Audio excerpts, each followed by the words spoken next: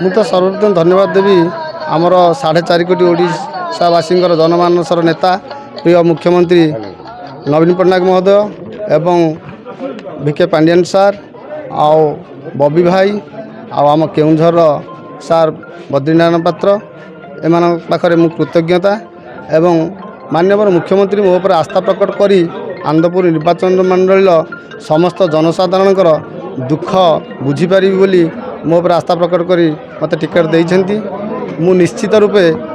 ଆମ ବିଜୁ ଜନତା ଦଳର ଯେତେ ଗୁଡ଼ାଏ ଯୋଜନା ମାନ ସବୁ ଅଛି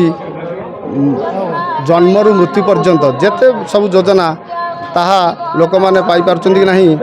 ସେଥିପ୍ରତି ଦୃଷ୍ଟି ଦେବି ନା ନିଶ୍ଚିତ ତାକୁ ସଜାଡ଼ିବା ପାଇଁ ମୁଁ ଚେଷ୍ଟା କରିବି।